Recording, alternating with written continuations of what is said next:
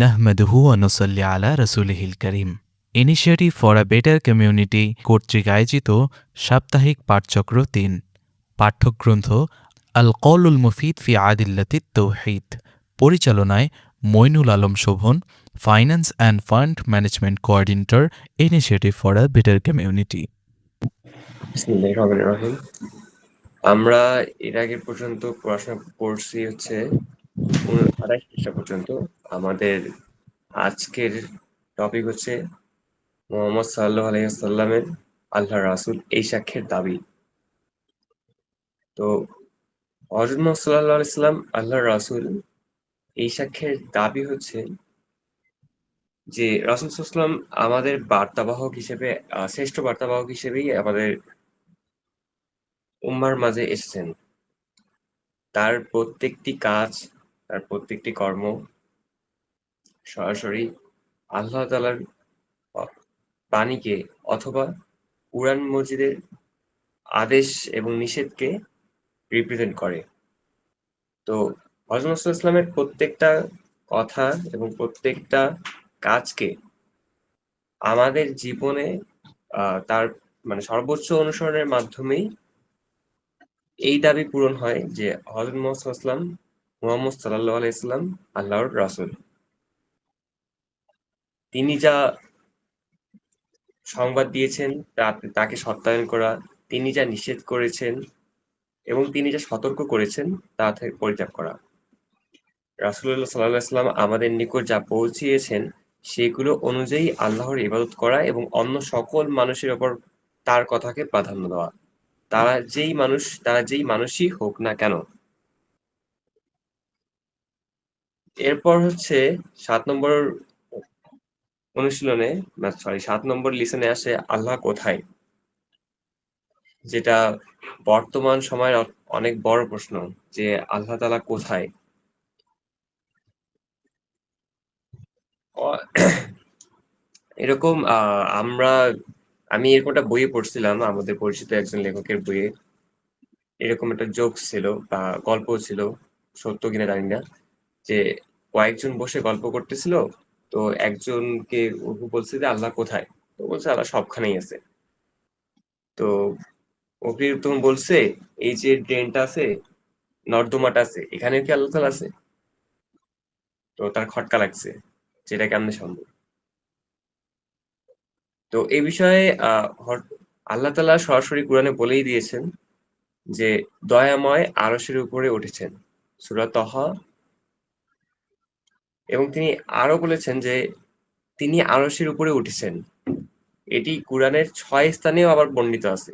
সেটা হচ্ছে সূরা আল আরাফ, সূরা ইউনূস, সূরা আর-রাদ, সূরা আল ফুরকান, সূরা সাজদা এবং সূরা আল হাদীদে।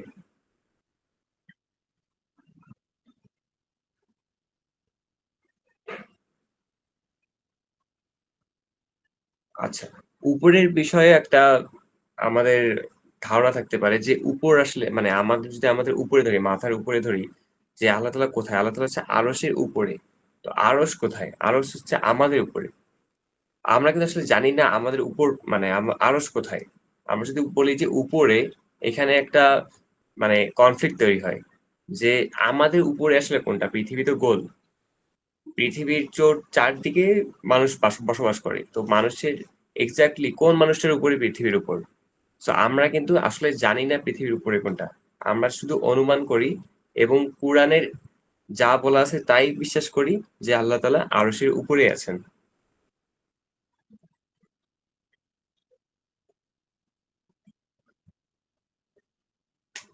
এর পরের টপিকে যদি আমরা যাই তাহলে হচ্ছে দ্বীনের স্তর।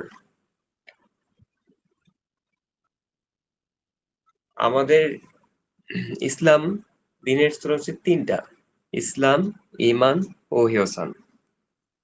এই ৩ টায় অনেক সময় আমাদের একটু বায়াস তৈরি হয় যে ইসলাম, ঈমান এবং ইহসান। অনেক সময় দেখা যায় কেউ জাস্ট ইসলামের মধ্যে থেকেই তিনি মনে করেন যে আমার সম্পূর্ণ ঈমান আছে। ঈমান থাকলেই আবার সম্পূর্ণ ইহসান অবস্থায় থাকা যায় না। যেমন ইসলাম হচ্ছে বলা যাইতে পারে যে ইসলাম হচ্ছে গাছের দৃশ্যমান অংশ। যেরকম হচ্ছে যে গাছের দৃশ্যমান অংশ আমরা যা দেখি সেটা হচ্ছে ইসলাম। মানে এক কথায় আমরা বাহ্যিক যে আমল করি, আমি হয়তো দাড়ি রাখি, নামাজ পড়ি, তারপর কোরআন পাঠ করি, আমার নাম ইসলামিক। অ্যা এই ধরনের অবস্থা দেখে আর বোঝা যায় যে আমরা ইসলামে আছি এবং আমরা সর্বপ্রথম আল কালেমা পাঠ করার মাধ্যমে আল্লাহ তাআলাকে আমাদের ইলাহ হিসেবে স্বীকার করে নিয়ে আমরা ইসলামে প্রবেশ করি। অন্যান্য বাতিল সমস্ত মতবাদকে নাকচ করে দিয়ে আমরা ইসলামে প্রবেশ করি। আর ঈমান হচ্ছে একটা গাছের শিকড়। ঈমানের ক্ষেত্রে আমরা আমাদের অন্তরের যে বিশ্বাস এবং আমরা কাজের মাধ্যমে যা আমরা মানুষকে প্রদর্শন করি, তাই হচ্ছে আমাদের অন্তরের বিশ্বাস, আমাদের ঈমান। তো এটা হচ্ছে অনেকটা গাছের শিকড়ের মতো। আর যদি ইহসান বলি, তাহলে হচ্ছে এটা গাছের ফুল ও ফল। যে আমরা গাছের একটা গাছের সৌন্দর্য হয় তার কিরকম ফুল ও ফল রয়েছে, তার উপর নির্ভর করে।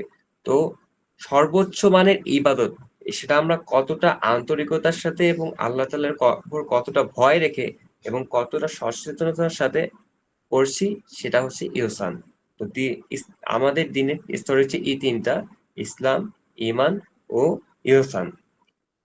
বইয়ে উল্লেখিত আছে যে সকল মুহসিন ব্যক্তিই মুমিন। কিন্তু এর বিপরীতটি নয়। অর্থাৎ সকল মুহসিন ব্যক্তি মুমিন কিন্তু সকল মুমিন ব্যক্তি কিন্তু মুহসিন নয়। আবার সকল মুমিন ব্যক্তি মুসলিম কিন্তু আবার সকল মুসলিম মুমিন না।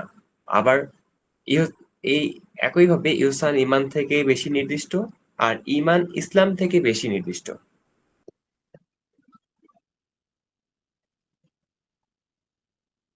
৯ নম্বর লিসনে যদি যাই, তাহলে হচ্ছে ইসলামের পরিচয়। ইসলামের পরিচয় আমরা মোটামুটি জানা আছে যে ইসলাম হচ্ছে আমাদের একটা দিন। ইসলাম কি আমরা অনেক সময় গুলিয়ে ফেলি যে ধর্ম এবং দিন। অন্যান্য যে মতবাদ পৃথিবীতে অনন্য কুফরি মতবাদ যেগুলো পৃথিবীতে প্রতিষ্ঠিত আছে, যা শয়তানের মাধ্যমে প্রতিষ্ঠিত হয়েছে, সেই মতবাদগুলোর সাথে ইসলামের একটা বেসিক ডিফারেন্স হচ্ছে যে ইসলাম হচ্ছে দিন। অন্যান্য মতবাদ হচ্ছে জাস্ট মতবাদ, যেগুলোকে ধর্ম বলা হয়। আর ইসলাম হচ্ছে দিন। ইসলাম হচ্ছে নিশ্চয়ই আল্লাহ তাআলা যেখানে কোরআন শরীফে বলেছেন, নিশ্চয়ই ইসলামই আল্লাহর নিকট একমাত্র দিন। আর তোমাদের জন্য ইসলামকে দিন হিসেবে পছন্দ করলাম। প্রথম আয়াতটি সূরা আলে ইমরান এবং দ্বিতীয় আয়াতটি সূরা আল মায়েদায়।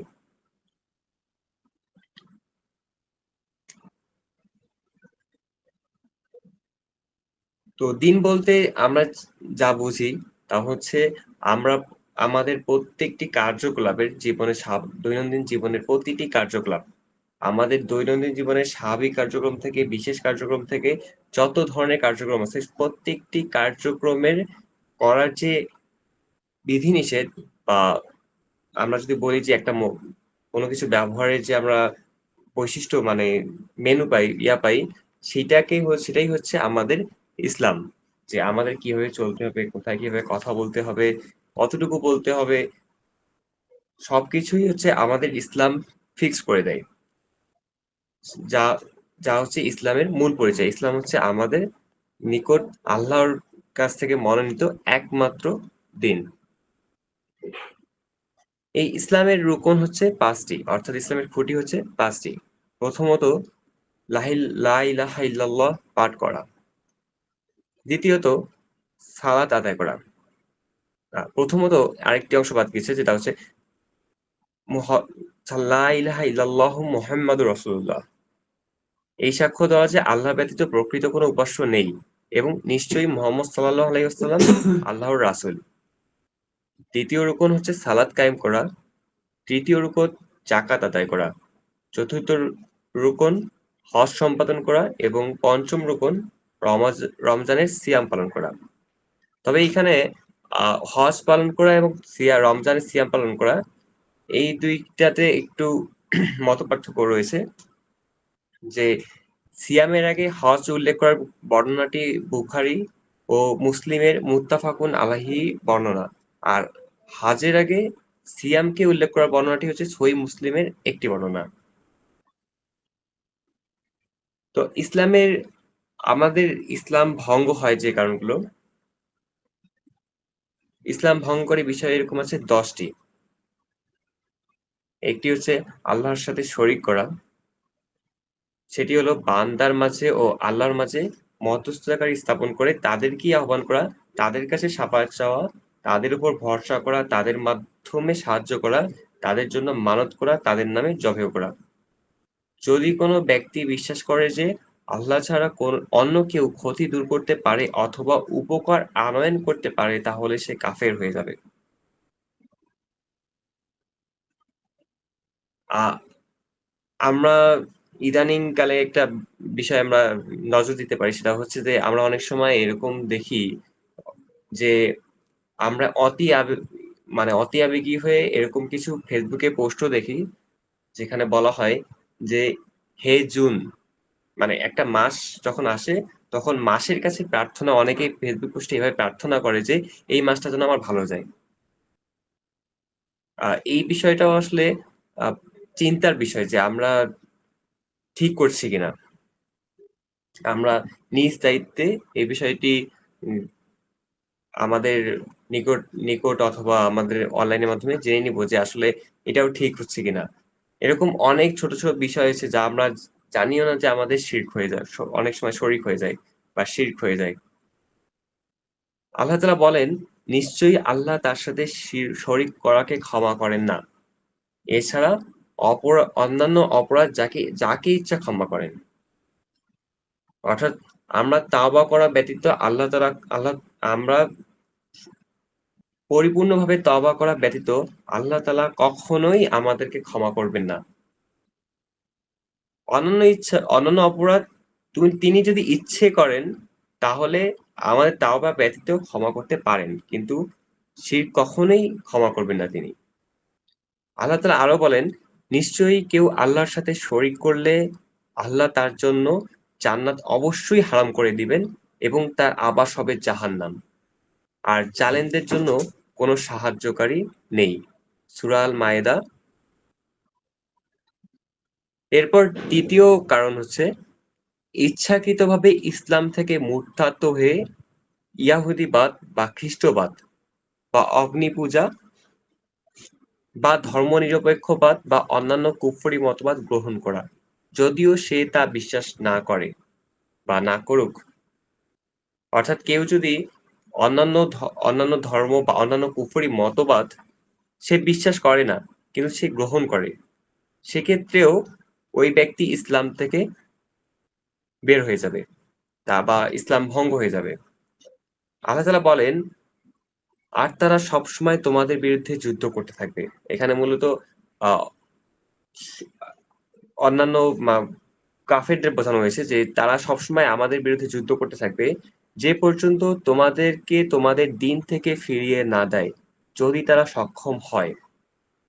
আর তোমাদের মধ্য থেকে যে কেউ নিজের দিন থেকে ফিরে যাবে এবং কাফের হয়ে মারা যাবে, দুনিয়া ও আখিরাতে তাদের আমলসমূহ নিষ্ফল হয়ে যাবে। আর এরাই আগুনের অধিবাসী, সেখানে তারা স্থায়ী হবে। আল্লাহুম্মা গফিরলি। আল্লাহ তাআলা আমাদের ক্ষমা করুন। আল্লাহ তাআলা আরো বলেন, "হে মুমিনগণ! তোমাদের মধ্যে কেউ দিন থেকে ফিরে গেলে নিশ্চয়ই আল্লাহ এমন এক সম্প্রদায় আনবেন, যাদেরকে তিনি ভালোবাসবেন এবং যারা তাকে ভালোবাসবে। তারা মুমিনদের প্রতি কোমল ও কাফেরদের প্রতি কঠোর হবে। তারা আল্লাহর পথে জিহাদ করবে এবং কোন নিন্দুকের নিন্দার ভয় করবে না। এটা আল্লাহর অনুগ্রহ। যাকে ইচ্ছে তাকে তিনি তা দান করেন এবং আল্লাহ প্রাচুর্যময়, সর্বজ্ঞ।" আল্লাহ তাআলা আমাদেরকে সেই দলে অন্তর্ভুক্ত করুন। আমিন। তাহলে ২য় কারণ হচ্ছে কেউ যদি ইচ্ছাকৃতভাবে অন্যান্য অন্যান্য মতবাদ বিশ্বাস না করা সত্ত্বেও যদি সে গ্রহণ করে তাহলেও সে ইসলাম থেকে বের হয়ে যাবে।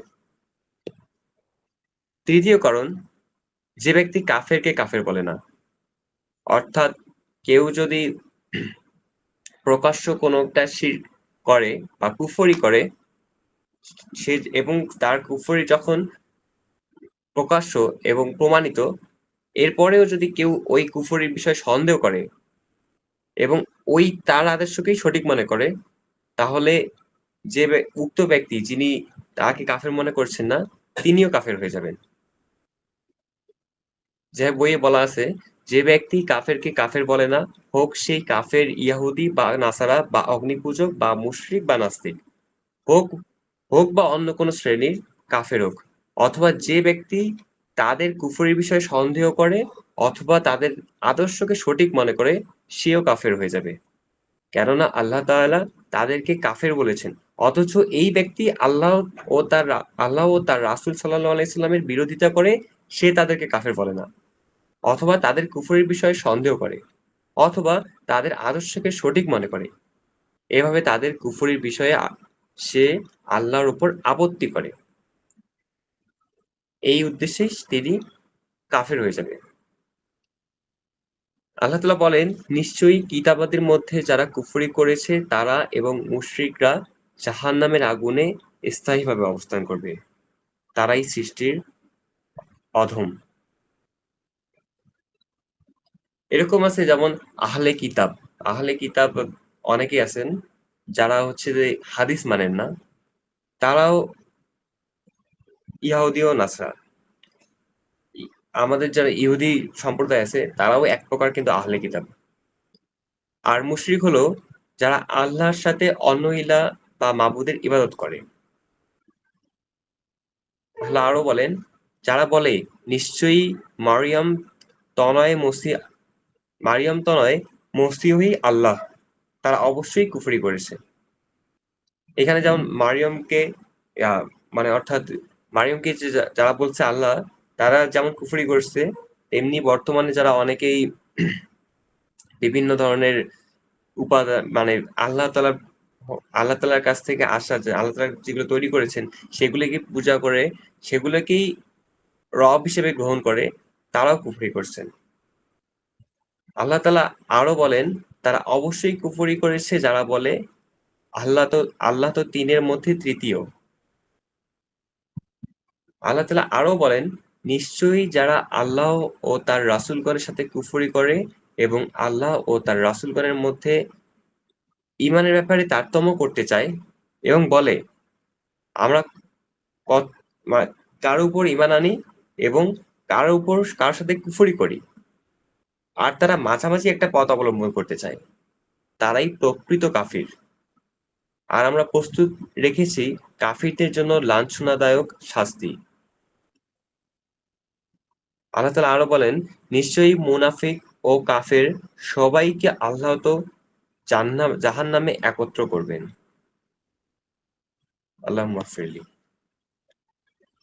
৪ নম্বর কারণ হচ্ছে যারা বিশ্বাস করে যে নবী সাল্লাল্লাহু আলাইহি ওয়াসাল্লামের আদর্শের চেয়ে অন্য কারো আদর্শ বেশি শ্রেষ্ঠ। অথবা তার সাল্লাল্লাহু আলাইহি ওয়াসাল্লামের বিধানের চেয়ে অন্য কারো বিধান বেশি উত্তম। যে সম সম সমস্যাটা বর্তমানে যে সংকটটা বর্তমানে প্রকট, যে আমাদের কাছে বর্তমানে অনেক ধরনের আদর্শ, বিশেষ করে ডিজিটালাইজেশন এর কারণে আ আমাদের আ হাতের কাছে এখন অনেক আদর্শ ছড়িয়ে পড়া আছে। যেখানে আমাদের সিরাতের জ্ঞান কম, হাদিসের জ্ঞান কম, সেখানে আমরা সহজেই কিন্তু অন্যান্য আদর্শের উপর বিমোহিত হয়ে অন্যান্য আদর্শ খুব সহজেই গ্রহণ করে ফেলি। এখানে বলা হয়েছে ঈমান ভঙ্গকারী এই বিষয়ে আরো অন্তর্ভুক্ত হলো যারা বিশ্বাস করে যে ইসলামী শরিয়তের চেয়ে মানুষের রচিত আইন কানুনই শ্রেষ্ঠ, অথবা যারা বিশ্বাস করে ইসলামী বিধিবিধানগুলো এই সময়ের জন্য উপযুক্ত নয়, অথবা ইসলামই হলো মুসলিমদের পিছিয়ে পড়ার কারণ। এই রোগের রোগী অনেক রয়েছে বর্তমানে। যারা মনে করে যে ইসলামের এই কাজটা এখন বর্তমানে আসে আর চলে না। বর্তমান সময়ে আসে আর চলে না। যে এই নিয়ম আর বর্তমানে চলে না।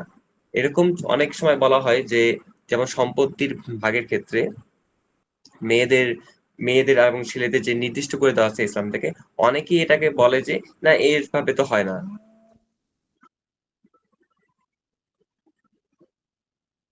অনেকেই বলেন যে এ ধরনের এগুলো হচ্ছে গোঁড়ামি। এ ধরনের প্রত্যেকটি কথাই ওই লোকের ঈমান ভঙ্গের জন্য যথেষ্ট হবে। অথবা অনেকে বলে ইসলামকে শুধু রবের সাথে কোনো ব্যক্তির সম্পর্কের মধ্যে সীমাবদ্ধ করে দেওয়া।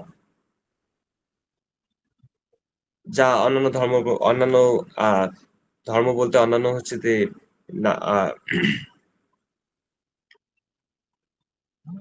অন্যান্য নিষিদ্ধ যেসব অন্যান্য কুফরি যেসব মতবাদ আছে, সেগুলোর সাথে মিলিয়ে ফেলে। যে ইসলামকে শুধু রবের সাথে কোনো ব্যক্তির সম্পর্কের মধ্যে সীমাবদ্ধ করে দেয়। জীবনের অন্যান্য বিষয়গুলোতে অনুপ্রবেশ করতে দেয় না। ইসলাম ইসলামকে দ্বীন হিসেবে গ্রহণ করে না। অথবা ঈমান ভঙ্গকারী এই বিষয়ের মধ্যেও সেই ব্যক্তিও অন্তর্ভুক্ত হবে, যে মনে করবে চোরের হাত কাটা অথবা বিবাহিত ব্যভিচারীকে রজম করা সম্পর্কিত আল্লাহর বিধান বাস্তবায়ন করা এই যুগে উপযুক্ত নয়।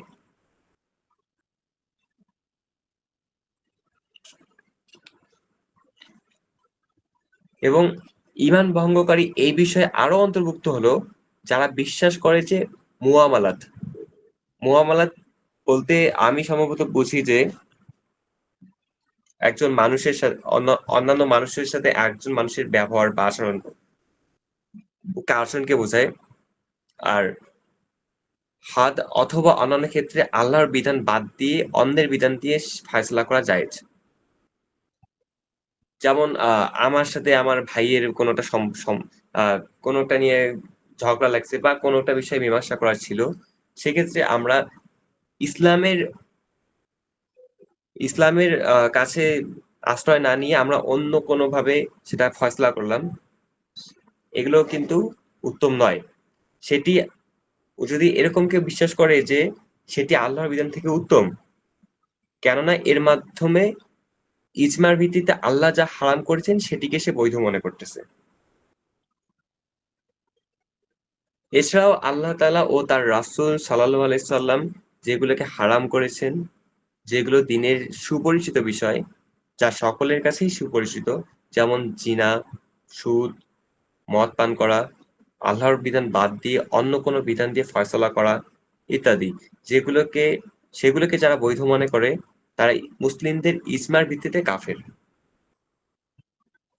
এ বিষয়ে কিছু আ আয়াত রয়েছে যে সূরা আল মায়েদায় আল্লাহ তাআলা বলেন, "তবে কি তারা জাহেলিয়াতের বিধিবিধান কামনা করে? আর দৃঢ় বিশ্বাসী সম্প্রদায়ের জন্য বিধান প্রদানে আল্লাহর চেয়ে আর কে শ্রেষ্ঠতর?" এবং সূরা আল মায়েদায় আরো আল্লাহ তাআলা বলেন, "আর আল্লাহ যা নাজিল করেছেন সে অনুযায়ী যারা বিধান দেয় না তারাই কাফের।"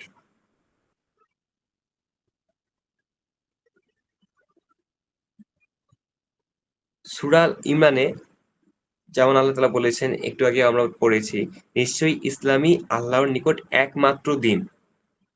ইসলাম ব্যতীত আমাদের জীবনের প্রত্যেকটি মানে প্রত্যেকটি পদক্ষেপে চলার জন্য অন্য কোনো আদর্শ, অন্য কোনো ফয়সালা, অন্য কোনো মতবাদ কখনোই গ্রহণযোগ্য নয়।"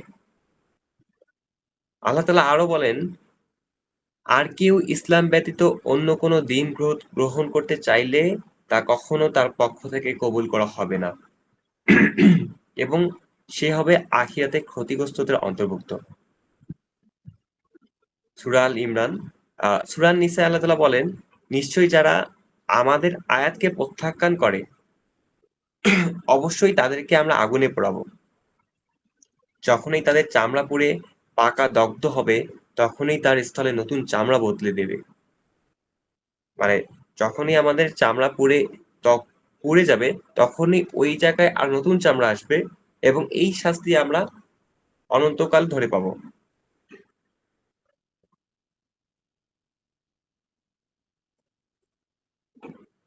৫ নম্বর কারণে যদি যাই ইসলাম ভঙ্গের ৫ নম্বর কারণ হচ্ছে রাসূল সাল্লাল্লাহু আলাইহি সাল্লাম জানিয়ে এসেছেন, সেগুলোর কোনো কিছু যদি কেউ ঘৃণা করে, যদিও সেটা অনুযায়ী আমল করুক না কেন, তবুও সে কাফের হয়ে যাবে।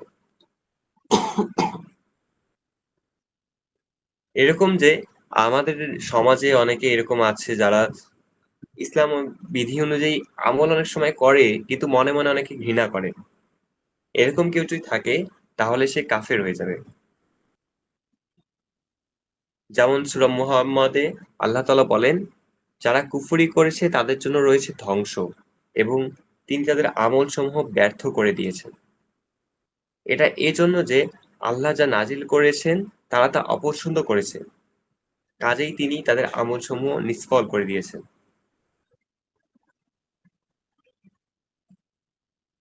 পরবর্তী সূরা মুহাম্মাদে আল্লাহ তাআলা আর যা বলেছেন তা আরো গুরুত্বপূর্ণ যে, নিশ্চয়ই যারা নিজেদের কাছে সৎ পথ স্পষ্ট হওয়ার পর তা থেকে পৃষ্ঠপ্রদর্শন করে।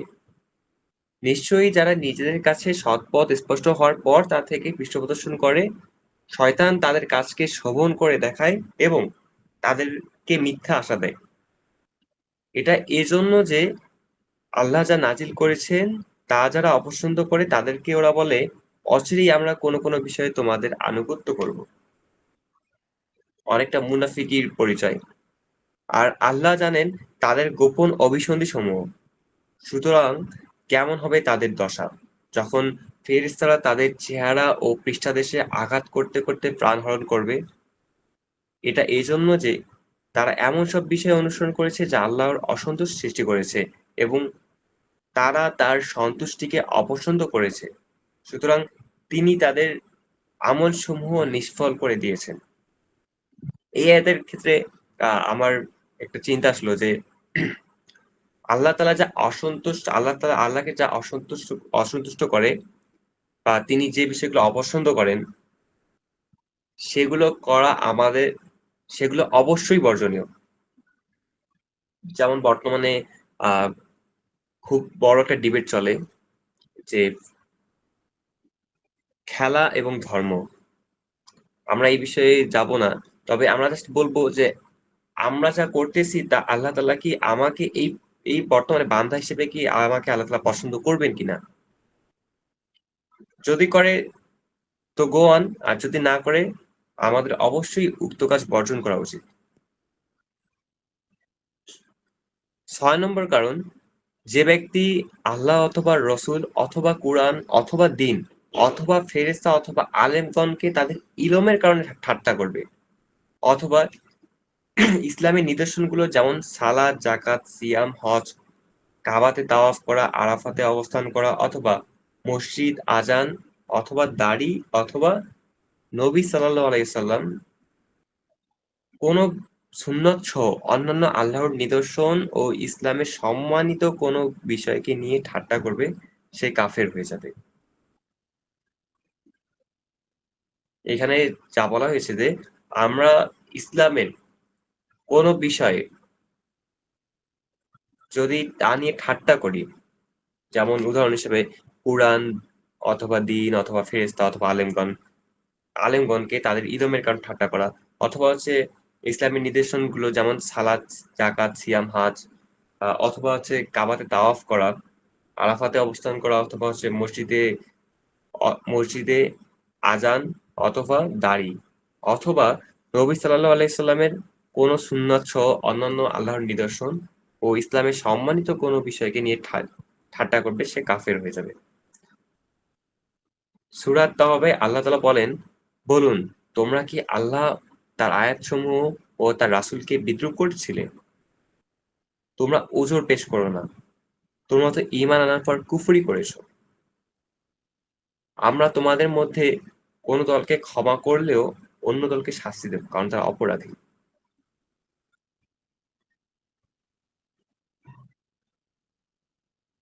সূরা আল মুতাফফিফিনে আল্লাহ তাআলা বলেন, নিশ্চয়ই যারা অপরাধ করেছে তারা মুমিনদেরকে উপহাস করত। আর যখন তারা মুমিনদের কাছ দিয়ে যেত তখন তারা চোখ টিপে বিদ্রূপ করত। আর যখন তাদের আপনজনের কাছে ফিরে আসতো তখন তারা ফিরত উৎফুল্ল হয়ে। আর যখন মুমিনদেরকে দেখতো তখন বলতো, নিশ্চয়ই এরা পথভ্রষ্ট। মানে এমন অনেক মানুষ আছে যারা মুসলিমদেরকে দেখে বিদ্রূপ করত এবং এই বিদ্রূপে তারা খুব শান্তি পেত যে তাদের আপনজনদের কাছ থেকে খুব উৎফুল্ল হয়ে তাদের কাছে যেত এবং কোন মুসলিমকে দেখলে ওরা উল্টা বলতো যে এরা পথভ্রষ্ট। অথচ তাদেরকে মুমিনদের তত্ত্বাবধায়ক করে পাঠানো হয়নি। অতএব আজ মুমিনগণ উপহাস করবে কাফিরদেরকে। সুসজ্জিত আসনে বসে তারা দেখতে থাকবে। কাফিররা তাদের কৃতকর্মের ফল পেল তো?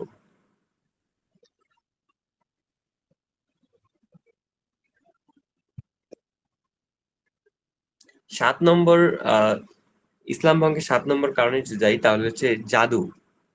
এর অন্তর্ভুক্ত হলো সারফ ও আতাফ। সারফ হলো জাদুকরি কাজ। আর আতফও হলো জাদুকরি কাজ। তবে সারফ হলো যা দিয়ে একজন মানুষকে তার ইচ্ছা থেকে পরিবর্তন করা উদ্দেশ্য করা হয়। যে একজন মানুষের যেরকম ইচ্ছা আছে তার পরিবর্তন করে অন্য কোনো ইচ্ছাতে তার মনকে স্থির করে কোনোটা উদ্দেশ্য করা হয়। যেমন যে একজন পুরুষকে তার স্ত্রীর প্রতি ভালোবাসা থেকে তাকে ফিরিয়ে এমন পর্যায়ে নিয়ে আসা হয়, সে এখন তার স্ত্রীকে ঘৃণা করে। আর আতাফ হচ্ছে এরকম জাদু, যা দিয়ে শয়তানি পদ্ধতির মাধ্যমে একজন মানুষকে তার অনিচ্ছাকৃত কাজগুলো থেকে ফিরিয়ে এমন পর্যায়ে নিয়ে আসা হয় যে সে সেগুলো পছন্দ করে। আল্লাহ তাআলা সূরা আল বাকারায় বলেন, তারা উভয়ই এই কথা না বলে কাউকে শিক্ষা দিত না যে, আমরা নিছক একটি পরীক্ষা। কাজেই তুমি কুফরি করো না। তো জাদু করা সম্পূর্ণরূপে কুফরি কাজ। এবং যে এই কুফরি করবে সে ইসলাম থেকে খারিজ হয়ে যাবে। আট ইসলাম ভঙ্গের ৮ নম্বর কারণ হচ্ছে মুসলিমদের উপর কাফেরদেরকে সাহায্য সহযোগিতা করা। আল্লাহ তাআলা বলেন, আর তোমাদের মধ্যে কেউ তাদেরকে বন্ধুরূপে গ্রহণ করলে সে নিশ্চয়ই তাদেরই একজন। নিশ্চয়ই আল্লাহ জালিম সম্প্রদায়কে হেদায়েত দেন না। সূরা আল মায়েদা আয়াত ৫১। সূরা আল ইমরানে আল্লাহ তাআলা বলেন, হে মুমিনগণ, যাদেরকে কিতাব দেয়া হয়েছে, তোমরা যদি তাদের দল বিশেষের আনুগত্য করো, তবে তারা তোমাদেরকে ঈমান আনার পর আবার কাফির বানিয়ে ছাড়বে। আর কিভাবে তোমরা কুফরি করবে অথচ আল্লাহ আয়াতসমূহ তোমাদের কাছে তিলাওয়াত করা হয় এবং তোমাদের মধ্যে তার রাসূল রয়েছেন? আর কেউ আল্লাহকে দৃঢ়ভাবে অবলম্বন করলে সে অবশ্যই সরল পথের হেদায়েতপ্রাপ্ত হবে। সূরা আল ইমরানে আল্লাহ তাআলা আরো বলেন, হে মুমিনগণ, যদি তোমরা কাফেরদের আনুগত্য করো, তবে তারা তোমাদেরকে বিপরীত দিকে ফিরিয়ে দিবে, ফলে তোমরা ক্ষতিগ্রস্ত হয়ে পড়বে। বরং আল্লাহই তো তোমাদের অভিভাবক এবং তিনিই শ্রেষ্ঠ সাহায্যকারী। যা বর্তমানে আমাদের অনেক মুসলমান বা মুসলমানকে দেখা যায় পশ্চিমা সাম্রাজ্যের অন্যান্য ইহুদি নাসরাদের আনুগত্য করতে। এবং ইসলাম ভঙ্গের যে ৯ নম্বর কারণ সেটা হবে যে ব্যক্তি বিশ্বাস করবে যে কোনো মানুষ মুহাম্মদ সাল্লাল্লাহু আলাইহি সাল্লামের শরিয়ত থেকে বের হওয়ার সক্ষমতা রাখে। যেমন খিজির আলাইহিস সালাম মুসা আলাইহিস সালামের শরিয়ত থেকে বের হওয়ার সক্ষমতা রেখেছিলেন। তাহলে সে ব্যক্তি কাফের হয়ে যাবে। মানে আমাদের হযরত মুহাম্মদের উম্মত যারা তাদের কেউই কখনোই হযরত মুহাম্মদ সাল্লাল্লাহু আলাইহি ওয়াসাল্লামের শরিয়ত থেকে বের হওয়ার সক্ষমতা রাখবে না। এর কারণ হলো পূর্ববর্তী নবীকে নির্দিষ্টভাবে শুধু তার জাতির নিকট প্রেরণ করা হতো। যার ফলে সকল মানুষের জন্য তার অনুসরণ করা আবশ্যক ছিল না। কিন্তু আমাদের প্রিয় নবী হযরত মুহাম্মদ সাল্লাল্লাহু আলাইহি সাল্লামকে আল্লাহ আল্লাহ তাআলা সকল মানুষের নিকট প্রেরণ করেছেন। সুতরাং কোন মানুষের জন্য তার বিরোধিতা করা ও তার শরিয়ত থেকে বের হওয়া বৈধ নয়। মূলত হযরত মুহাম্মদ সাল্লাল্লাহু আলাইহি ওয়াসাল্লামের বিরোধিতা করা বা তার শরিয়ত থেকে বের হওয়া অর্থ এটাই যে কুরআনের বিরোধিতা করা বা আল্লাহ তাআলার বাণীর বিরোধিতা করা। আল্লাহ তাআলা বলেন, বলুন, হে মানুষ, নিশ্চয়ই আমি তোমাদের সবার প্রতি আল্লাহর রাসূল। মানে এখানে আল্লাহ তাআলা হযরত মুহাম্মদকে বলতেছেন যে, হে মানুষ, আমি তোমাদের সবার প্রতি আল্লাহর রাসূল। আল্লাহ তাআলা এ বিষয়ে আরো বলেন, আর আমরা তো আপনাকে সৃষ্টিকুলের জন্যই শুধু রহমত রূপেই পাঠিয়েছি।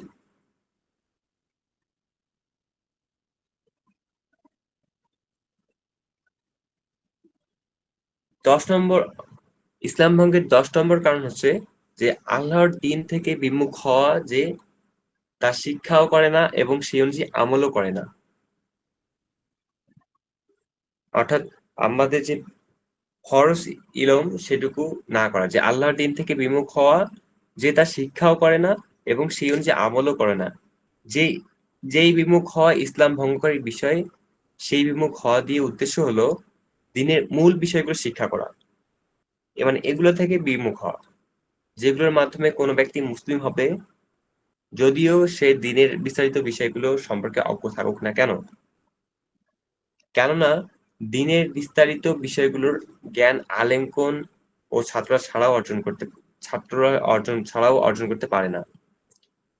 তো 10 নম্বর কারণ ছিল আমাদের যে যে আমাদের ফরজ যে ইলমটুকু আছে সেটুকু শিক্ষা অর্জন না করা।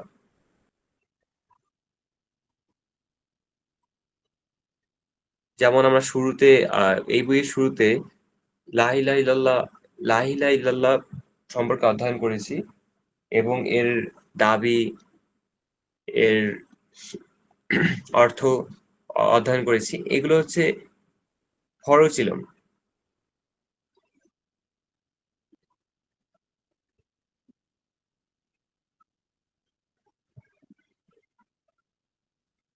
আ তাহলে আমাদের ইসলাম ভঙ্গের ১০ টা কারণের মধ্যে প্রথমটি হচ্ছে শিরক, আল্লাহ তাআলার সাথে শিরক করা, এবং দ্বিতীয়টি হচ্ছে ইচ্ছাকৃতভাবে অন্যান্য কুফরি সব মতবাদ রয়েছে সেগুলোকে গ্রহণ করা।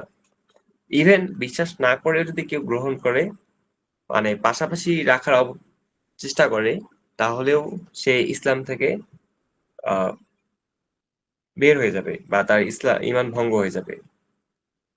৩ নম্বর হচ্ছে যে ব্যক্তি কাফেরকে কাফের বলবে না। অর্থাৎ যে ব্যক্তি কোনো কুফরি করলো এবং তা প্রকাশ্য এবং স মানে প্রমাণিত, এরপরেও যদি কেউ কাফেরকে কাফের না বলে, তাহলে সেই ব্যক্তিও কাফের হয়ে যাবে।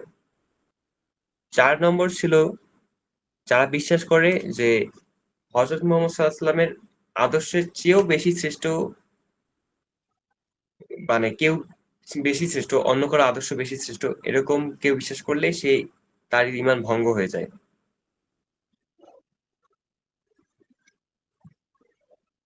ইভেন এমন এখানে মানে যুক্ত রয়েছে এরকম যে আম আমাদের কুরআন বা আমাদের শরিয়ত যদি কেউ অস্বীকার করে, বা কেউ যদি মনে করে যে আমাদের ইসলামের থেকে, দিন থেকে অন্য কোনো আদর্শও শ্রেষ্ঠ, সেও তারও ঈমান ভঙ্গ হয়ে যাবে।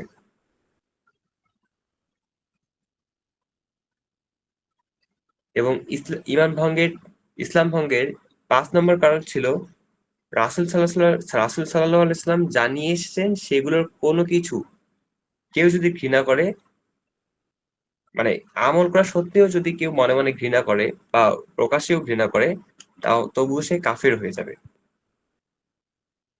এবং ৬ নম্বর কারণ ছিল যে ব্যক্তি আল্লাহ অথবা মানে আল্লাহ অথবা রাসূল অথবা কুরআন অথবা ইসলামের যে সম্মানিত বিষয়গুলো রয়েছে, এগুলো নিয়ে যে কেউ ঠাট্টা করবে সে কাফের হয়ে যাবে। এবং ৭ নম্বর কারণ ছিল জাদু। যে ২ প্রকার জাদু ছিল, যেটা সারফ এবং আতাফ। সারফ ছিল হচ্ছে যে কেউ কোনো কিছু পছন্দ করে সেখান থেকে তাকে ফিরিয়ে আনা, তাকে বিপরীতে নিয়ে যাওয়া, অথবা কেউ কিছু অপছন্দ করে তাকে সেই জিনিসটা পছন্দ করানো। এই স এই জাদুগুলো কুফরি কাজ, এবং এটা যদি কেউ করে তাহলে সে আ তার ইসলাম ভঙ্গ হয়ে যাবে। ৮ নম্বর ছিল যে কাফেরদেরকে সহযোগিতা করা, অর্থাৎ মুসলিমদের উপর কাফেরদেরকে সহযোগিতা করা বা কাফেরদের বন্ধু হিসেবে গ্রহণ করা।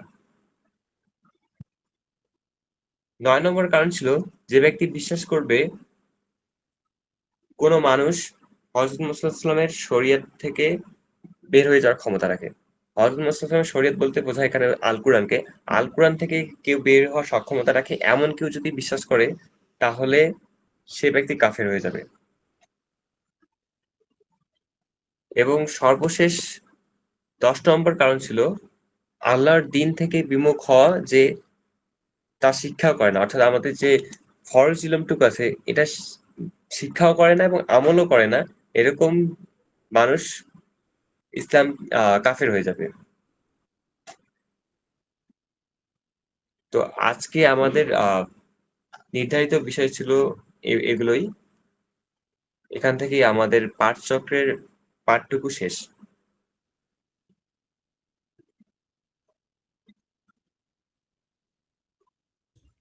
আসসালামু আলাইকুম রহমতুল্লাহ। শেষ করে দেব কি ওয়ালাইকুম আমি? আসসালাম। রেকর্ড তো শেষ নাকি? না, রেকর্ড এখনো শেষ করিনি। দোয়া বলে শেষ করব আরকি। আচ্ছা, বলো। আচ্ছা। সুবহানাকা আল্লাহুম্মা ওয়া বিহামদিকা আশহাদু আল লা ইলাহা ইল্লা আনতা আস্তাগফিরুকা ওয়া আতুবু ইলাইক।